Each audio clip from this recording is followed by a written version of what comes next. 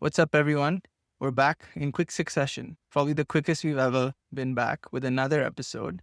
And this is the first of a three-part series on a deep dive into the club, and we're going to look at things positionally. So today, we're going to cover the whole season from a goalkeeping and defensive perspective. So there's a lot of data to work with, and I'm going to hand it over to the tactical master himself, Sharan. What's up? Wow, what an introduction. Yeah, I mean, again, this is more, you know, like we wanted to do this last year, but I think with the Club World Cup, we had a lot more games to cover, right? But considering this season ended, I guess at a normal time, and a lot of our players aren't going to the World Cup, we figured why not just, you know, basically rate them all very poorly, but well, maybe not all of them. Uh, But yeah, I figured it's worth doing this because, again, the approach has been to buy young and improve. So let's see how we've done, right?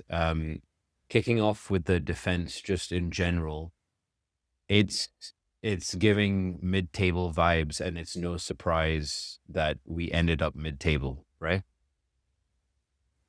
Yeah, 100%. I think one of our recurring pain points all through the season was our defensive performance. I can't remember how many times we were lamenting the state of affairs, whether it was a three at the back or like a back four, whatever combinations were being played, whoever featured. And I think we looked the most stable towards the end for maybe two games. I think consistency came in like spurts, and it was never enough. Looking solid, looking stable. I think overall, I think you have the exact number of clean sheets, but few and far between, right? Especially in the last 4 months or so. I think we were celebrating clean sheets like they were, trophy wins. We're looking at 9 clean sheets in the Premier League out of 38 games. That's a 24% clean sheet ratio. And I mean, it's not rocket science. That's terrible, right? Like there's no way if you don't defend well, you don't even give yourself the chance to build on anything, right? And you picked up a very good point, right? The consistency came in spurts. I mean, it just never really came, right? That's the whole thing. If we were consistent, we were consistently inconsistent or just consistently shit. Um, so look, the harsh reality is we've conceded 52 goals in 38 league games. Funnily enough, like that ratio, right, of 1.37 goals per game conceded, it has us also bang average in the middle of Europe's top five teams, top five leagues in Europe. We're sitting at around 51 out of 96 teams. And I just find it funny how the story of the defense being bang average, it translates to your averageness on the pitch, and you end up bang average in the table, 10th. And then you look at the wider state in Europe. Again, we weren't like extremely terrible, you know. We're not relegation threatened, but we're clearly not where we want to be, you know. And it goes without saying that for Chelsea, I feel we've always been a defense first team when we've been successful, right? I don't remember, like, aside from maybe Ancelotti's team, right? Who were just blitzing teams like crazy. I mean, their attacking play was like something to behold. But all of the other successful Chelsea teams have always built on a defensive foundation and gone forward from there. So yeah, I mean, the numbers don't really, they don't look great at all. But in general, I mean, before we kind of crack on the player review, how do you think we close the gap to Arsenal's the goal, right? Like I've been kind of doing a bit of listening and reading, mainly listening because I don't read. Um, I've been doing a lot of listening this week, and the belief seems to be that look, the last time this happened to us, actually, no, let's not say that. The last time we finished 12th, we didn't really do much the next season either. But the last time we finished 10th and we changed managers was the Conte season, right? Where you mentioned this in our previous pod. We picked up, we basically sniped some players very early on in the window, and that's it. We shot up the league once he switched to the three at the back, and not having Europe was a huge bonus, right? So the sentiment is there is an opportunity here to capitalize on a lack of Europe with some trophies and putting some trophies in the bag. So the question is, yeah, how do we bridge the gap to Arsenal? Well, I mean, you're talking about Arsenal being the standard, right? There's a reason they say the best offense is a great defense, and I think we have been, a perfect example of that. You think back to the 15 goal record that they were saying Arsenal were on course to beat at one point of time. That said, like, how do we actually bridge that gap? When you talk about that pre-Conte season window, I don't remember there being too much being done defensively from a transfers perspective. I'd have to go back. But the standouts I remember were Costa and Fabregas coming in then, if I'm not wrong. And this season, it seems like it's not a case of, we can just get in a new manager who tries out a new system with the existing players. This season, I think it's wholesale change required. Now, at the time of recording, we've already heard that Jorgensen wants to leave, and no surprises. I think everybody is okay with that. As a consequence of that, Penders is going to be integrated in the first squad from Strasbourg. Again, no surprises. I think a lot of people were expecting that. And I'm talking about goalkeepers first, right? The question is, do we stick with Sanchez or do we twist, right? I think that's the big question at this point, right? But honestly, for me, it's the whether it's three in front of him or as in a back five or a back four in front of him, that's the area of concern, and more the center backs in that, right?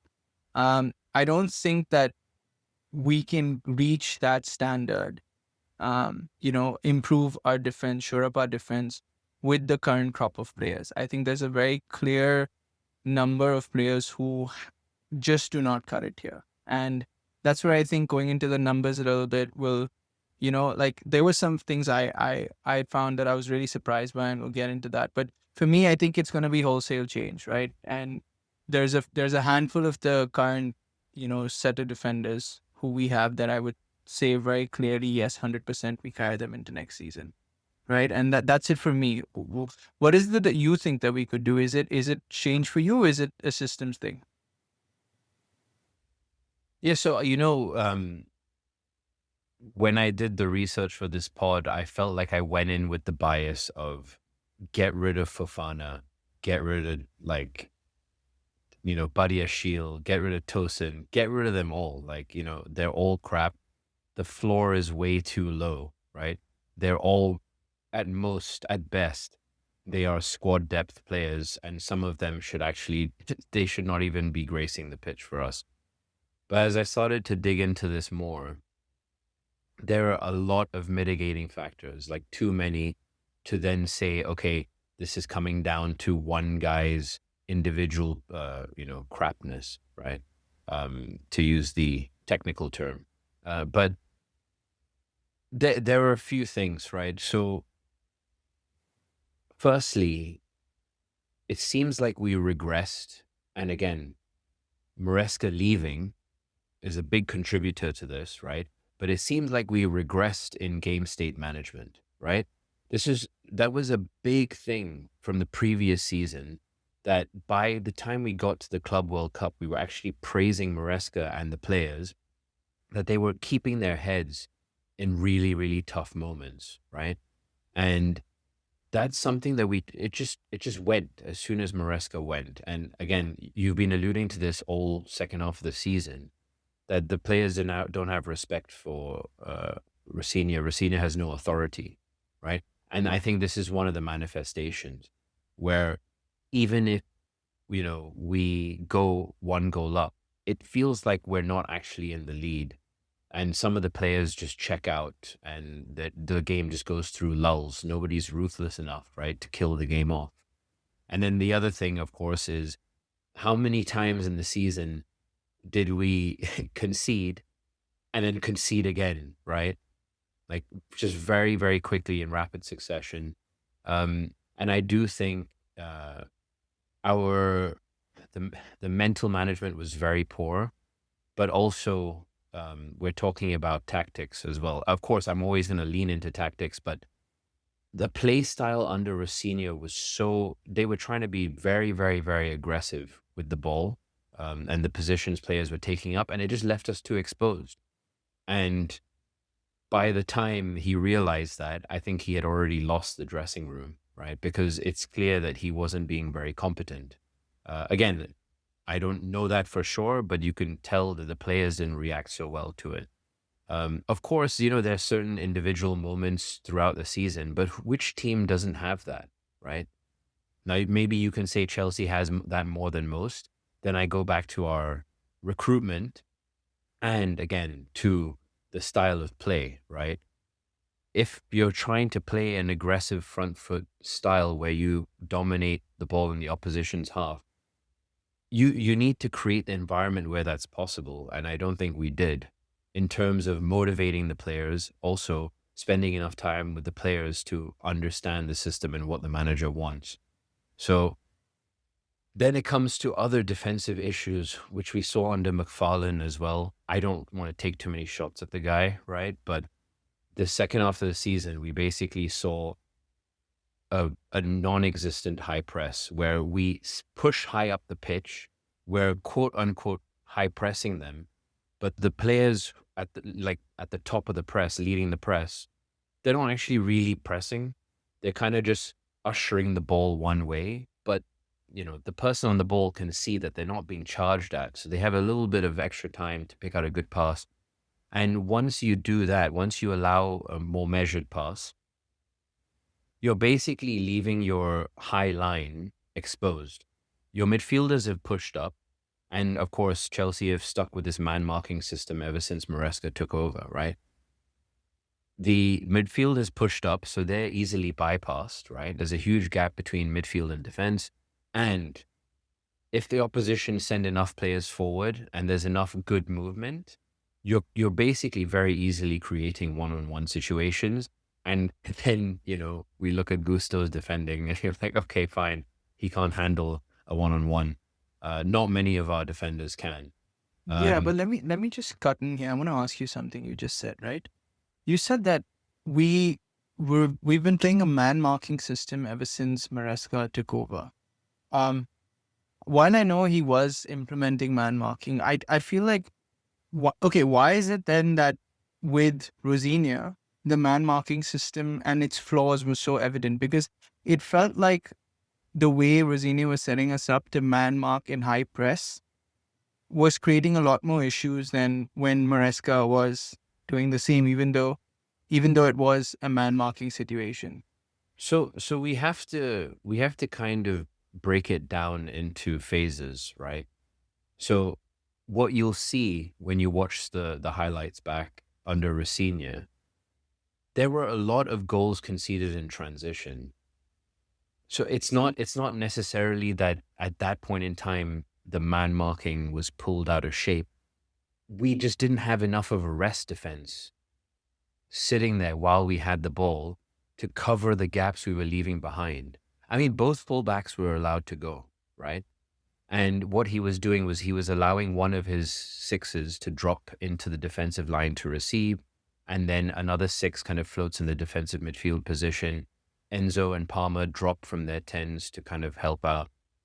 But the risk you take with that is you leave fewer actual defenders in defense, right? And there's huge gaps on the flank.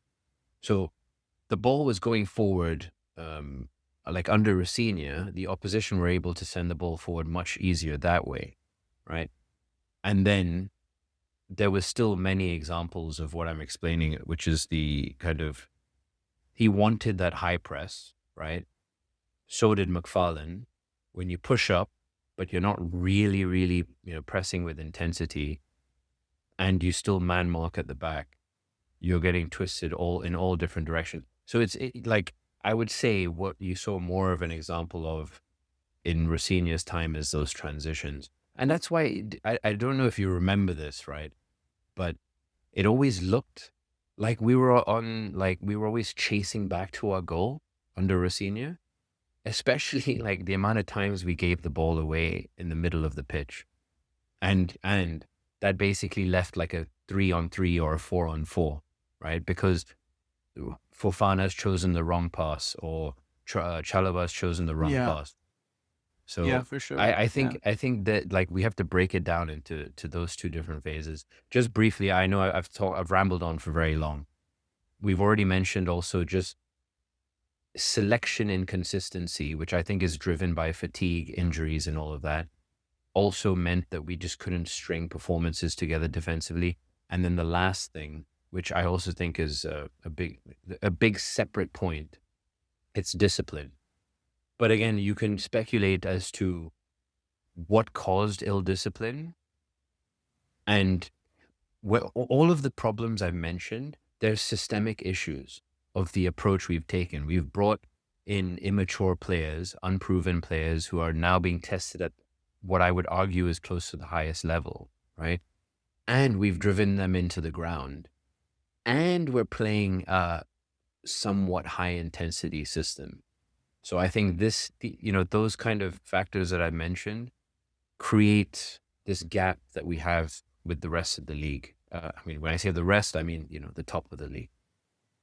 Yeah, no, definitely. And you mentioned discipline. I was just gonna come on to that myself. Like I think our disciplinary record has just been shambolic, and I mean I was, I put together all the numbers, and I think what in our defense alone, you have a player like Fofana getting two red cards, 9 yellows. You have Sanchez who's got 3 yellows and a red.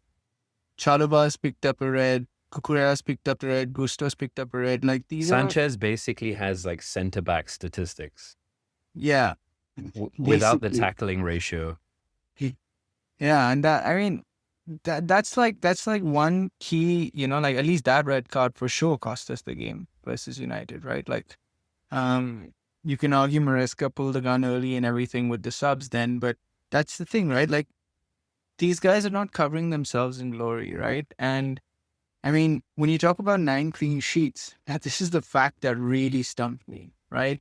9 clean sheets in 38 games. Guess which defender featured in all 9 games? You know it. You know that I know, but I'm gonna let you say it because Yeah. you know what, he has earned the right this season. Yeah. I mean, I won't go as far as saying he's earned the right, but yeah, it surprised me to see Chalobah's name there. 9 clean sheets that we have. He's been the consistent center back. Like there's no other player who's featured in all 9 of those games in the defensive line.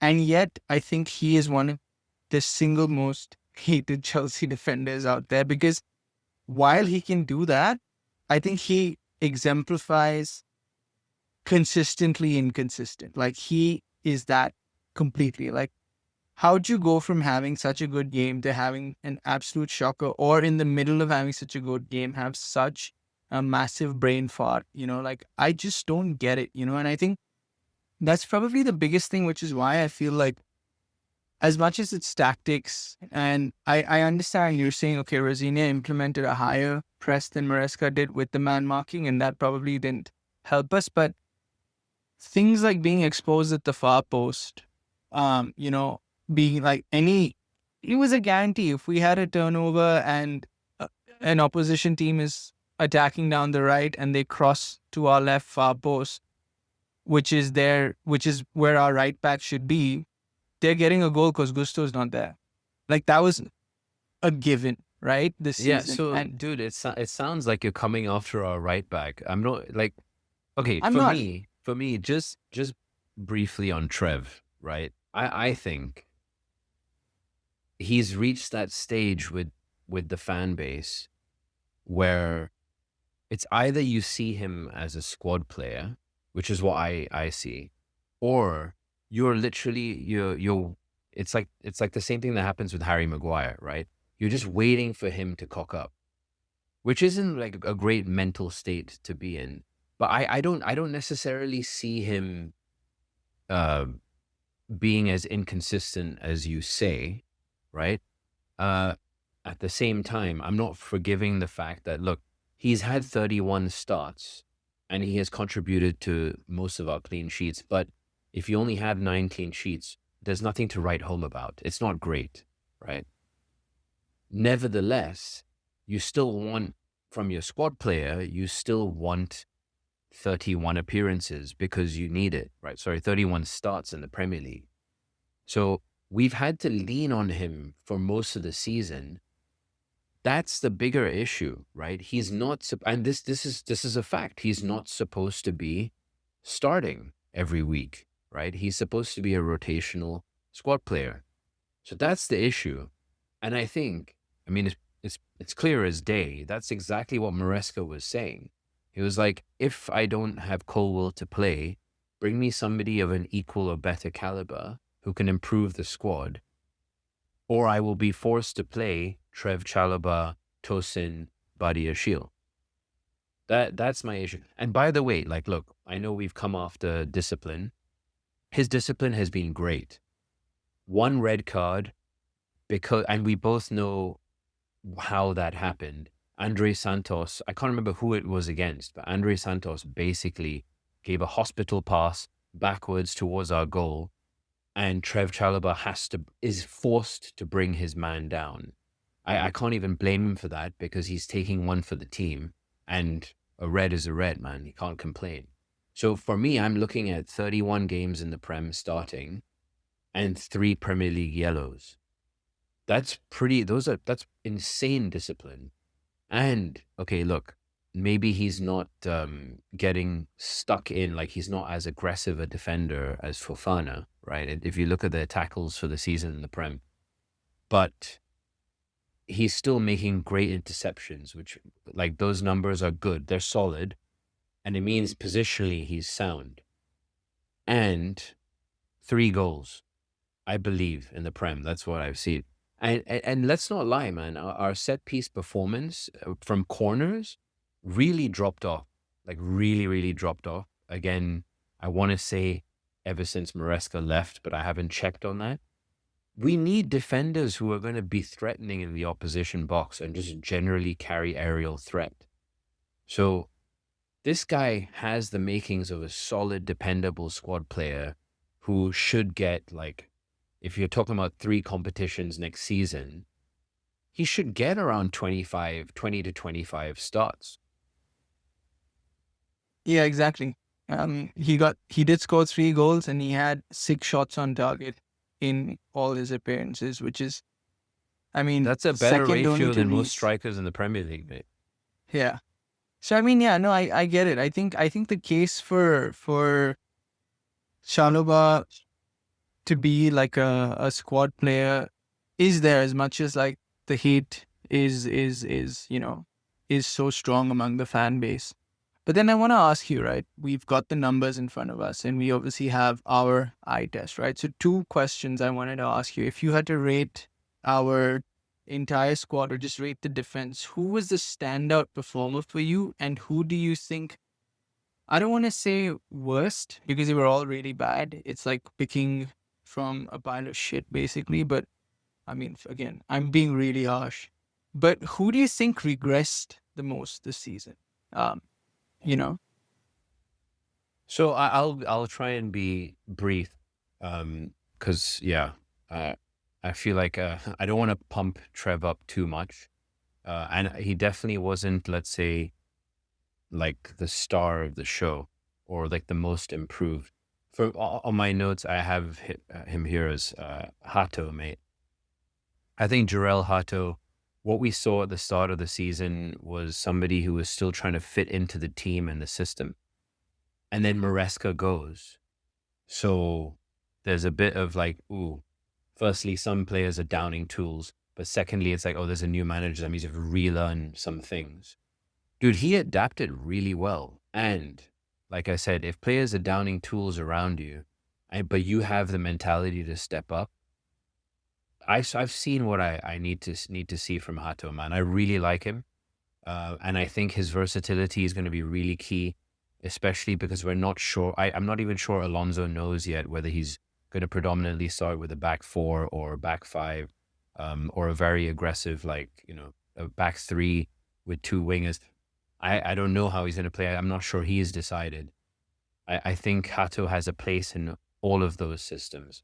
And there's great like depth, but also we don't talk about this enough. There's great competition for that left back, left wing back slash left center back. I think he can obviously improve going forward, but this is another thing which I didn't mention in the gap, right, that we have between us and Arsenal in our defense. We keep misprofiling players, right? We keep asking players to do things that they're not good at doing. If we profile Hato correctly, he will defend for us really well. He will inject pace into our game when we need it. We just shouldn't rely on him yet on like playing incisive passes or very, very good crosses. He hasn't reached that level yet, but dude, he's what? He's 19 or 20. He has a right to have gaps in his game. In terms of regression, man, I'm not sure if this is 2 seasons in a row, but Malo Gusto. I actually, I don't think I really need to say too much on Gusto. Um, he's been misprofiled, asked to invert into midfield or invert into 10, when we keep seeing him play for France as an overlapping wide fullback. And it's such a stark difference in performance. And I wonder if we'll see that at the World Cup. Discipline was a bit of an issue with the whole squad. So I'm not going to come after him too much. For me, it's very simple. I think he's actually kind of very close to his peak. I'm not sure if we're going to get any more out of him, but Alonso might see him as like perfect kind of very one-dimensional flying wingback on the wing, just to stretch play, use his pace, arrive late at the far post, that kind of thing, which is what he should be doing, and he looks best when he does it. So let me throw those two questions back to you. Who are you thinking?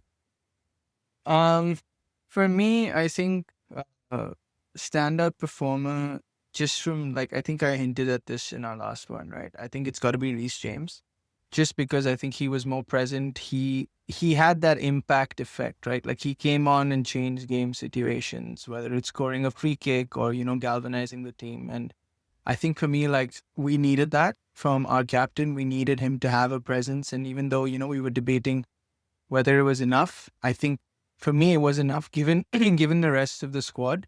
But I do understand what you're saying about Hato. Like, I completely agree. Like we said, we ended the season with him looking one of our best defenders, right?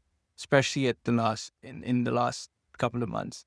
In terms of regression, I think it's between Cucurella and Gusto. Gusto, there's a very strong case, but I feel like we were talking about it with him last season as well. So it seems like he didn't really lift his standards much. And of course, using him in that inverting role where he's getting into those attacking positions, which he's not suited to, in the half space, maybe that was part of the problem. But I felt like defensively, like we were not getting enough out of him defensively. And even when he got into good crossing positions, which you'd see him getting into as an overlapping fullback, I felt even in those situations, he let us down with his own product. So I think Gusto, whether he has a place in Alonso's squad, I think will be very key to how Alonso wants to set up, because you could argue that the way he sets up, he could use wingers as wing backs. Like, how Conte did with Victor Moses. You don't need to have a right wing back. And I think it'll be down to that, right? In terms of Cucurella, I think as well, like, I think Cucurella is one player who more than anything suffered from the fatigue. The fatigue we talked about with the Club World Cup, that many games and then playing consistently. I think at a point of time, it was more fatigue than anything, but he did get, like, towards the end, he was getting beat very easily. The Sunderland game, he was getting beat very easily. And he was prone to a few errors as well. So I think in terms of like the standard that he was at, where he came from Brighton, he took some time to settle. He really grew into like a point where he was could have been the best left back in the league, and then he, his standards fell off. So it's between those two for me in terms of regression. Well, so let me jump in here. Cucurella, I actually, when you mentioned him, I was like, honestly, I'm pretty sure the guy is absolutely fried. Like, he basically, in 2024, Spain won the Euros, and I'm pretty sure he played almost every game. He was so pivotal for them, right?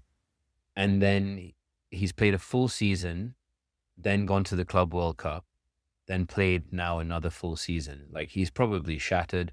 And of course, when you're surrounding a player like him with, what he may or may not see as substandard quality, right? He's bound to get frustrated. So again, I'm not going to blame him too much. What I will say, dude, in terms of fitness, again, 31 Premier League starts. Like, the guy is a beast, okay? Granted, his form did drop off, like you're saying, but still, he showed up, he was fit. And at Chelsea right now, it seems like sometimes that's the bare minimum. He's aggressive, we know that, and we like it, right? 8 yellows, 1 red in the season. I think that's what we can expect even when things are calmer at Chelsea, because we need like a bit of a dick, right? Like Cucurella, we need somebody like him who's going to push people around and irritate them. His defensive numbers are almost elite level, man. We're like 39 interceptions and 31 tackles in the season in the Premier League. That puts him up there with some of the best fullbacks around in terms of defensive numbers. I think where he's lacking is, and it's similar to Gusto, they both have very good off the ball movement, right? Attacking movement. But when they receive the ball, it's quite limited what they can do. They're not great carriers or crossers or passers.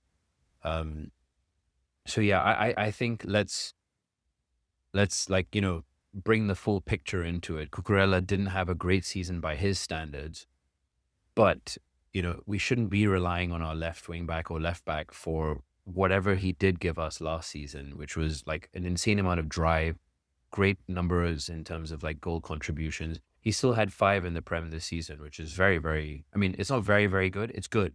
Like, we needed it, So yeah, those are my points on Gusto and Cucurella. I do have a bit to say on Reece James, even though, I'm at risk of repeating myself. I have the same logic for him and for Tosin, right? It's all well and good being a leader in the club, but we also need those leaders to either be good enough to be on the pitch and actually play, or be fit enough to play, right? And I don't see us competing for things if Reece James is not playing 90% of the season, which he didn't. Again, he missed out on a fair amount of games.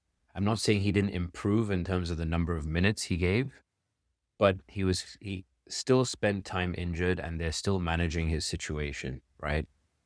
And it's up for them to decide whether long term they're going to have to continue managing it, or whether it's worth just ending the situation. But we need more from our club captain and the soft captain that Tosin is, right? If they're going to stay at the club, especially, I'm saying Reece James because I don't think Tosin's going to stay.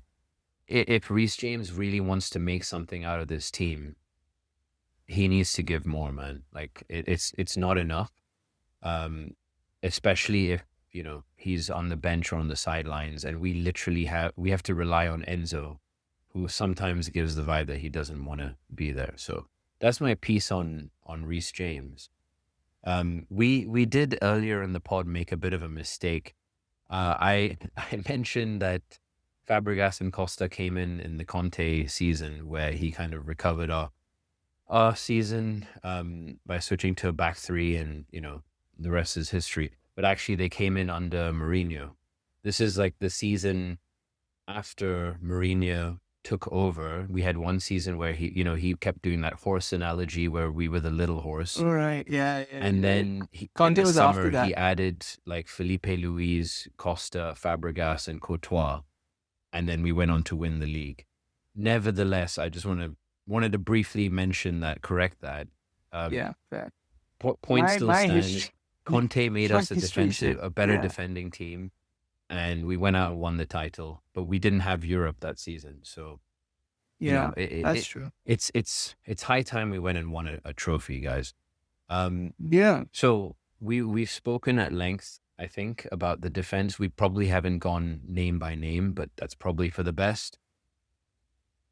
Like, how would you set up our defensive unit next season? And I think we all know it's up in the air how Alonso wants to play, but I'm throwing it to you, Prashant. Like, how would you set us up defensively next season?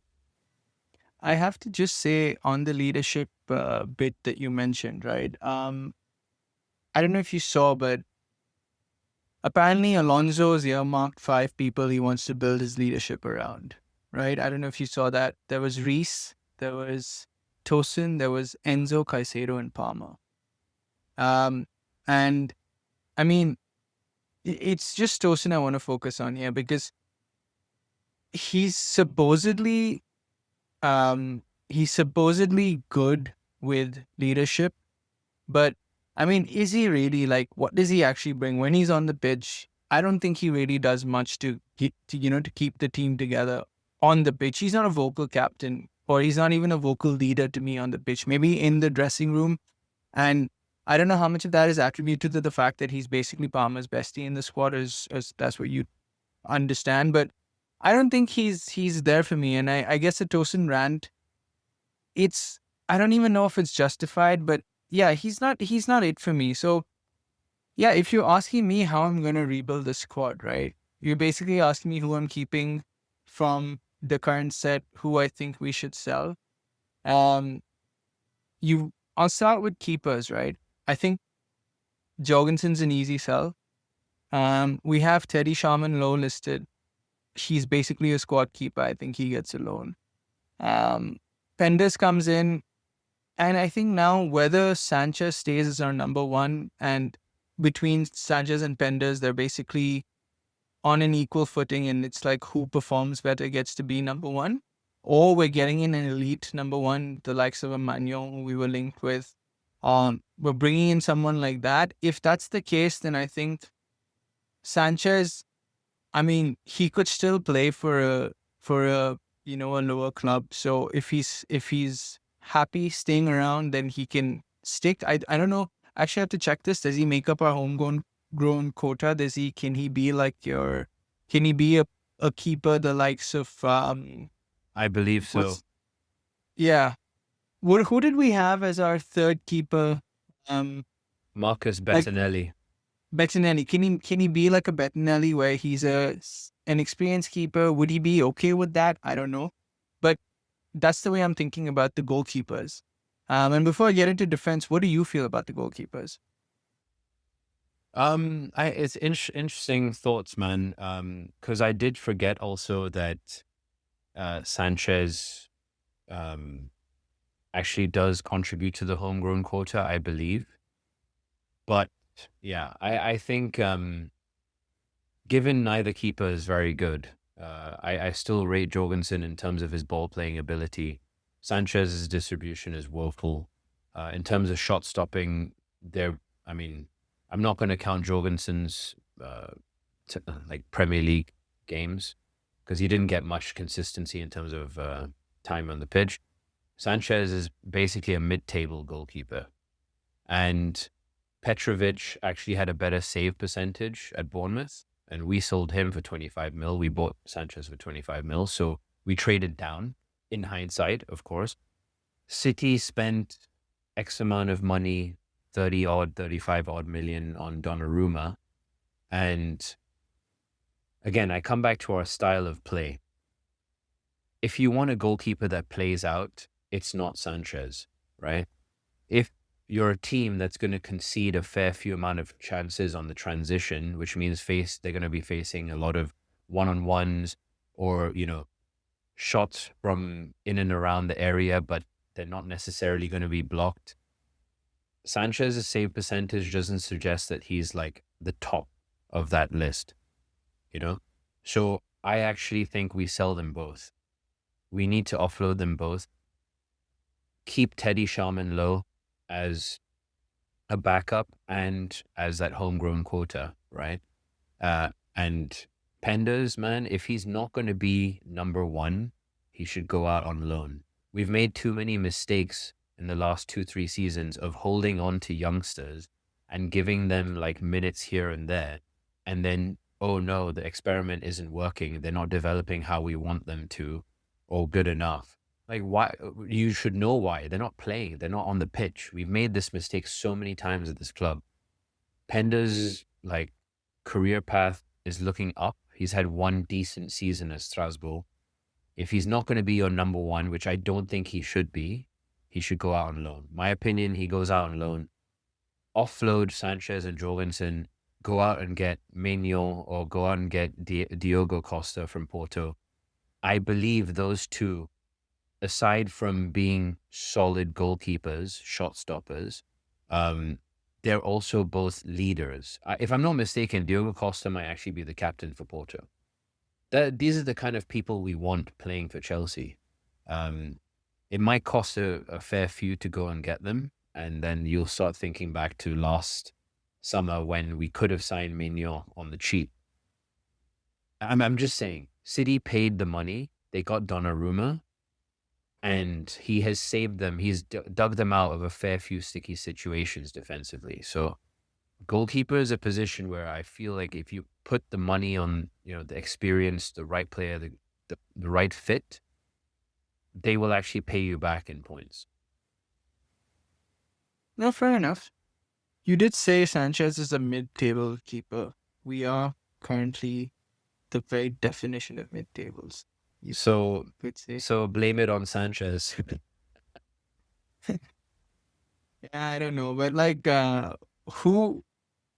If you're saying that Pendes should go on loan, and you're saying that Sanchez should be sold, so you're relying on basically a Magnon or a Diogo Costa, and um, your next best bet is a Sharman Low. I don't think we'd want to be that exposed. If you look into the future, right? If we get an elite keeper, right, and they go on to have they have to miss even 3 matches. At that point in time, you have a Sharman Low. Are you confident? But are you going to keep Penders for those contingency games? Well, that's my thing, right? Like, if you're saying that Penders, you want to give him a shot in number one, then you need a keeper who is not elite, who doesn't expect to be starting week in, week out, right? You need somebody like Sanchez would be more content, I think, with more time on the bench versus a Magnon if they were with the likes of a Penders, And conversely, if you're bringing in a Magnon, and like I said, in the situation where Sharman Low, the thing about the third keeper, right, is they rarely ever get to play. They're journeymen, right? You think about Scott Carson at City, you think about Bettinelli, right? They're people who've played at a bunch of clubs. They've had their time as a number one for like one of the mid-table or lower table clubs, and now they're just there to make up the squad. They have experience. They bring something to the dressing room, right? In that regard, I think your Sanchez is more suited to that than a Sharman Low.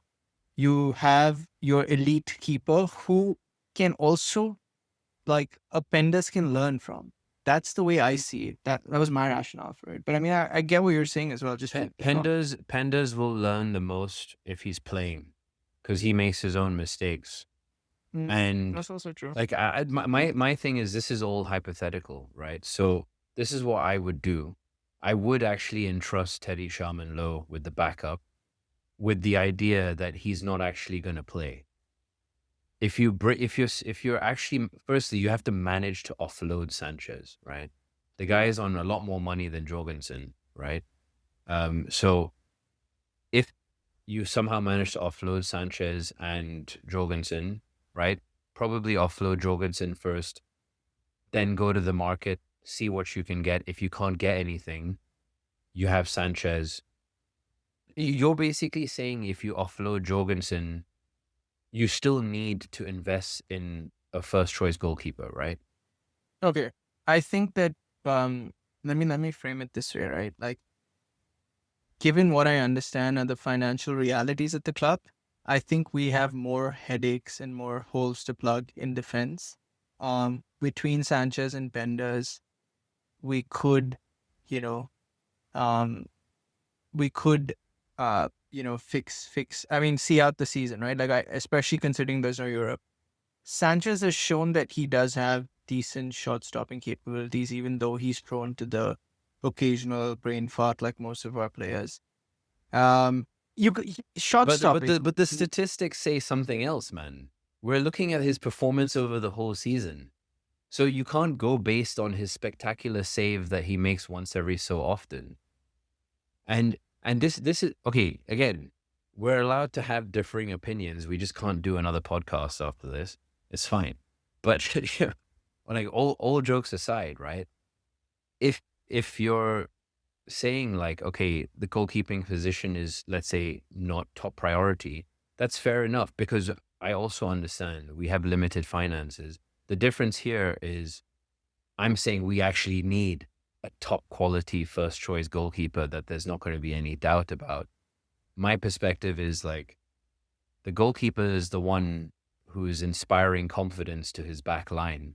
When you when you see Sanchez and Jorgensen, I'm not going to, hide away from that. When you see either of them in goal, I don't see them inspiring much confidence in their defense. And you can see it from their kind of reactions where Jorgensen shuts down a bit more like mentally and emotionally. And Sanchez just looks flustered all the time, constantly hitting balls out of play or, misthrowing a pass or, misclaiming a ball, taking two or three grabs at something. From my perspective, that's actually where we prioritize the funds. But I don't think we're going to agree on this, so we can move on. Yeah. No, I was gonna say, even if you think of it that way, then okay, maybe Penders and a new keeper. I think Penders needs to get integrated though. That's just where I am. Yeah, but yeah, onto the defense. How are you feeling about that, or do you want me to go first since you asked me? Um, I can. Okay, I'll take it and I'll keep it. I won't get into rationale. I'll give you my list, and then you can give me yours, and we can discuss. Right. I think for me, clear keeps, players that have to stick around, are Reece James, Colwell, Kato. I'm keeping Trevor as a squad player. And for Kukwera and Gusto, I'm currently on the fence because I haven't seen who we'd be able to line up as a replacement. Two, I don't know how much we'd get for them, right? So I'm not sure about those two. Badishile, Fofana, and Tosin have to go. And I think we really stalled Josh's development, so he should go out on loan. We do have Sar as well, Mamadou Sar, and I think if Trevor stays, I don't know how Sar fits, but I feel like considering we broke his loan to Strasbourg when he was in a good space, probably should be allowed to stay around. But then you also have Anselmino in the same boat, so those two are a bit of like I haven't considered them at this point, but that's where I am. What about you? Isn't there that rule, that FIFA rule, that a player can only play for two clubs in a calendar year? So, like, if Sar played for Strasbourg in January and then came, I haven't checked. It means that basically the only option is to loan him back to Strasbourg, right? Because he played for Chelsea. Is it a calendar year or a season? I think it's I a think season. it might be a calendar year, which again, that sounds a bit weird when I say that because surely it should follow the actual season, but I don't know. So do you know, you just reminded me that we have Anselmino on the books. I actually, I heard he was doing all right. Do you have any news from his loan or I haven't really heard anything What I about it? remember was his loan was going great, to the point where we cut it short and he was crying. He was at Dortmund, right? And then I think he had some injury trouble. And then if I'm not wrong, he came back and we sent him to Strasbourg. And I haven't checked on his performance, man. I think I probably should have. I should have looked at the loan players, especially like Anselmino and yeah, Anselmino specifically, since we were doing goalkeeper and defense, but I did not. Yeah. Yeah, no, neither. Honestly, I forgot about him, but you can't blame us. The squad is entirely too big, and the defense is like it feels like the biggest department. So we're getting like the chaff out of the way, if I've used that phrase correctly. I think I've gone back and forth on this. I'm not compromising on selling Badia Shield Sar, even if that means Sar is sold back to Strasbourg, right? And Tosin. I think that all three of them are not good enough. Badia Shield has had many opportunities. He's actually been fit, if I'm not mistaken, towards the end of the season, but he just hasn't been picked. That I think that tells you all what you need to know. Um, I've gone back and forth on selling Fofana because he is the 75 million pound poster boy of the entire project because I believe he was the first real big signing. And then he did his ACL and they had that whole medical that he had to fly back from the States to the UK or UK to the States to push through the deal and all of that. He was the real like quote unquote marquee signing under this leadership because he signed before Enzo and Caicedo's figures. Um, and so that part of me is like, look, I know you know, he's half the time he's a headless chicken. On the other half of the time, he's actually our most aggressive, well, second most aggressive defender. He's very, very good at front foot defending. And my belief is that these defenders were made worse by tactical issues and by club issues, like cultural issues. So you see, now when I sound it out, I do want to give him another go. And with Alonso, of course, we don't know if we're going to be playing four at the back or five at the back, right? So I'm not interested in selling Gusto Cucurella either. I totally agree with you, man. I can see them playing wing back to start. I don't think Reece James has the legs for that. So he can either play right center back or defensive mid, right? Um, and you have Colwill at the central center back role if you play five at the back. If you play the four, then he just plays left center back, right? So in the four, I would play Fofana and Colwill, and then Gusto right back or James right back, and then Cucurella left back. In the five, I would um, probably just to get James on the pitch, play him right center back and drop Fofana. I'm always keeping Trev Chalobah for rotation, right? Colwill is like he's basically our best center back. Even if I guess this is one of those seasons where if you don't play, you actually look better than the players that did. So it's funny how that works out sometimes. Um, okay, so having sold Badia Shield, Sar, and Tosin, kept Fofana, Colwill, Trev Chalobah as like your three core center backs. I totally agree with you. Achiampong needs to go out on loan. He had 8 starts in the Premier League, which is just nowhere near enough. He needs, I mean, yeah, he basically needs to go to one of Europe's top 5 and actually start like 20 games, in the league. Hato at left center back is also a great cover, right? So he has that left center back cover. I can see there are 2 issues with this. I also think we lack depth at those wing back positions if he plans to play wing backs, right? I would personally say, okay, Neto can play left wing back if you're not playing Cucurella or Hato there, right?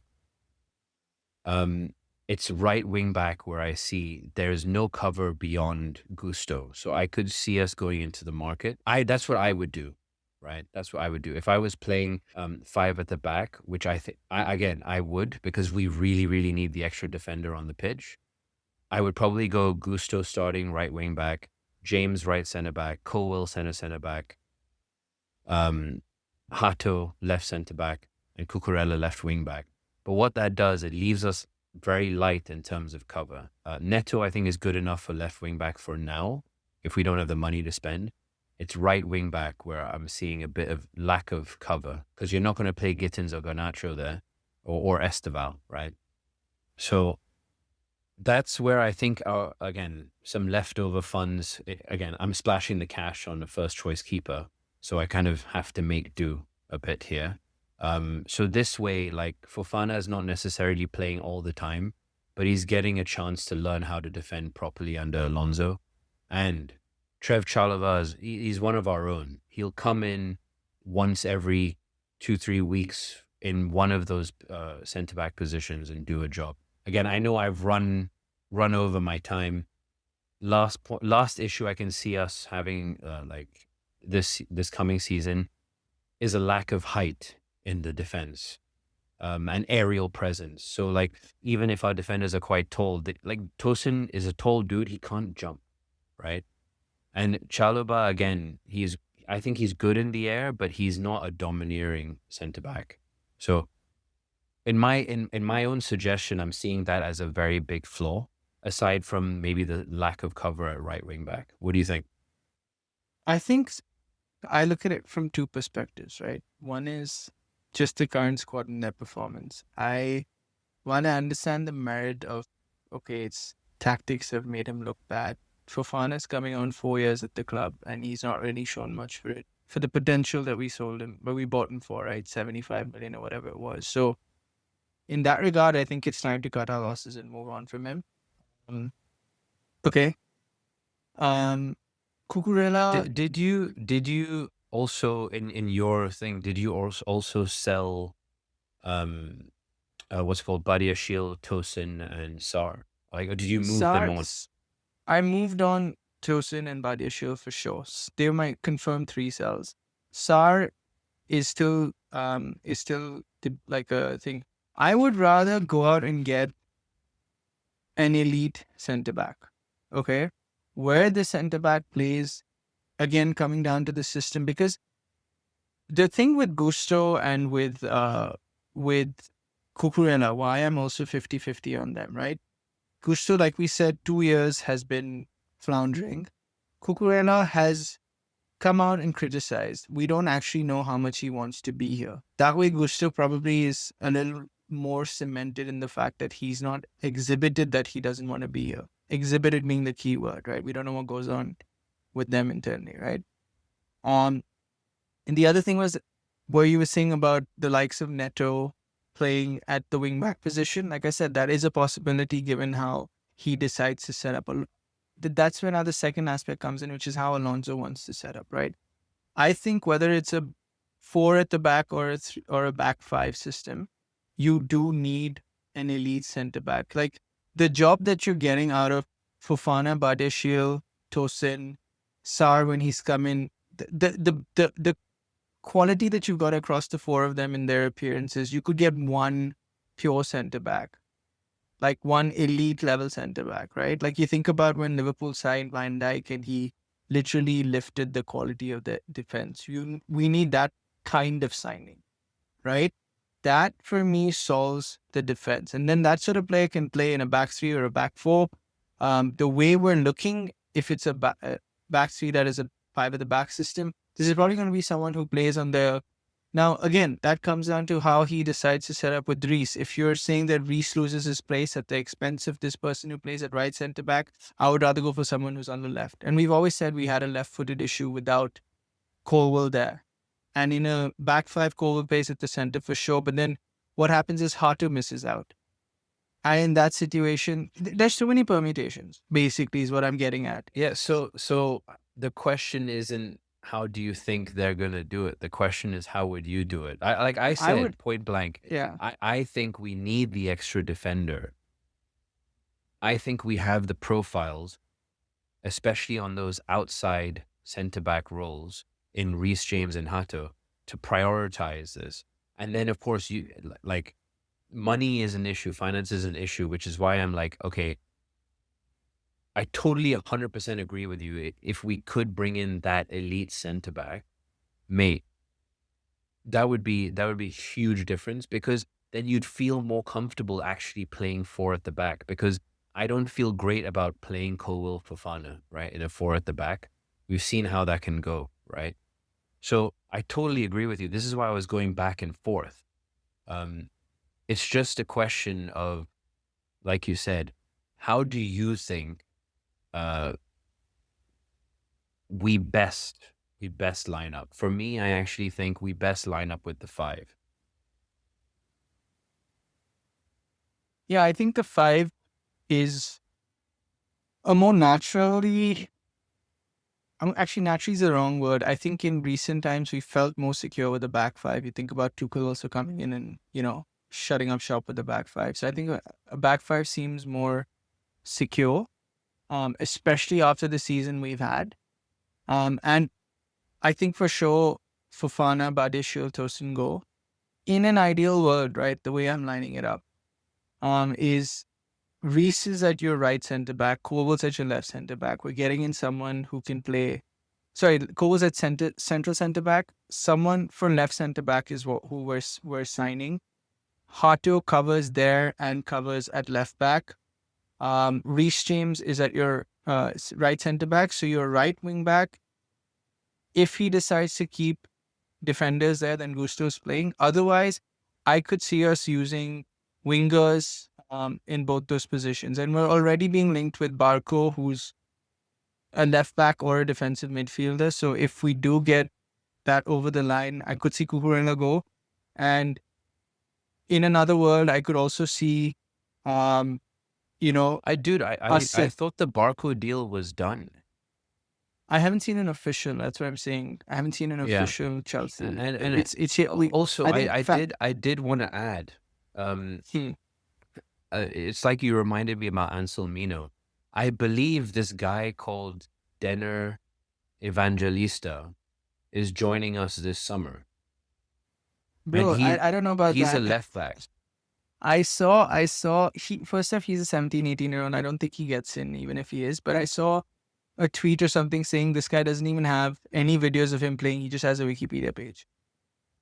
So I can't really comment Yeah, to at least that. And I have somebody's to, taking advantage of the money, the money flowing down the system. That these guys just throw money at any supposed talent. yeah. So it's look. I don't know about this Evangelista guy, but the point is, I could see us if Alonso decides to go the route of a winger playing at wingback, and we'll get into the forwards and who we're keeping, who we're selling there as well. I feel like maybe there's a space for an Estivao there, maybe. So I don't know how it goes, but for Are sure, you saying Estevao in right your? wing back could be. So Yeah, you would play Estevao at right wing back. I could see that. Fair enough, man. I mean, like honestly, we do even I feel like Neto could even do that because we saw that at times under Maresca, where Neto was the one going from right wing when we were sitting back and the opposition set up with that front five. Neto was the guy he was asking to come back. So it's a fair shout, man.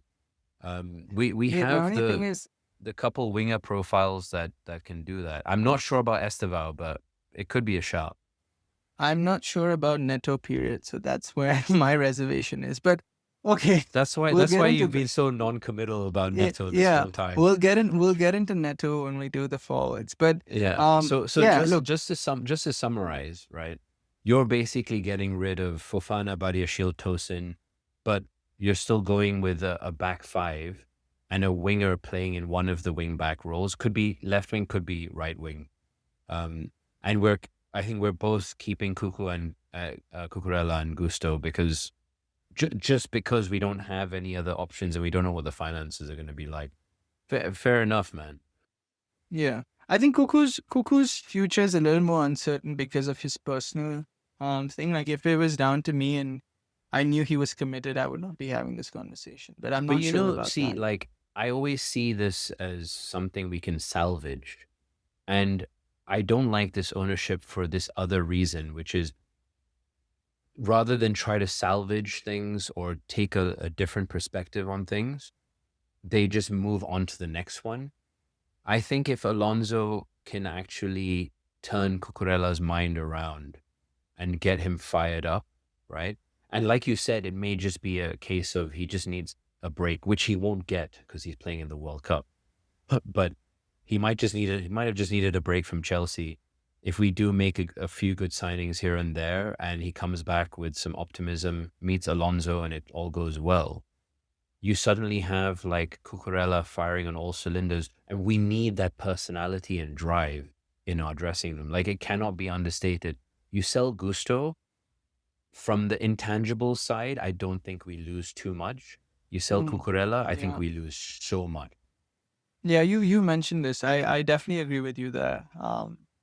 But yeah, I think, look, we can have our fun doing this. And I mean, shout out to Flame of Samit for his simulator. I shared it with you. You said, why not play FM? But I had fun with that. I did a couple of runs of it. And I'll tell you what I did later because I don't want to reveal too much in terms of who I purchased. But that was where I got the idea of Estivao at right wing back from. Because I was like, if I do these moves, how could it? And I had a back three formation as well. So how could it work? So, but yeah. Anything else that we have to discuss about this? I feel like we covered all our points and we're No, ready for the I midfield. think we've gone into tremendous depth, if not like we have totally killed the subject. Um, yeah, the defense basically left a lot to be desired. So I'm not, I mean, touch wood, I hope Alonso is competent enough to not let this get worse. Basically, Mm-hmm. from his perspective, he needs to G these guys up again, fresh start. He also needs to prepare us game by game with a defensive approach. Ultimately, right, if you're just sending these players out with very little preparation and very little cohesion and very little motivation, I think we get what we saw last season. So Alonso needs to make sure he sets us up to defend well from the front, but also when we have the ball, we need a very, very good, well spread rest defense. We'll come on to the midfield in the next episode, but his principles suggest that we need more of a workhorse midfield, like especially a deeper midfield, and that back three just looks more solid for us when we have the ball, rather than that back two splitting into a three with the one kind of defensive midfielder that Rossinier was running. So all of those things need to be rectified from a tactical and from a managerial standpoint if our defense is to stand a chance next season. Yeah, fair enough. I think, like you said, we've really gone into this. So, um, let's do our work for the mid. Like you said, there's gonna be a lot to look at from that perspective as well. If you've enjoyed this one, make sure you subscribe to be notified of the midfield one. Rest assured, they're gonna be coming fast. So, yeah, make sure you leave us a review on Spotify or on YouTube, wherever you listen. Share this with other Chelsea fans. Give us your thoughts as well. Who should be kept from the current defense? Who we should sell? Who do you think should go out on loan? Is there anything you think we missed? And if you have any questions for the midfield or for the forwards or just generally any questions, we'll probably do a mailbag or something soon. But on that note, sorry, that's it from me.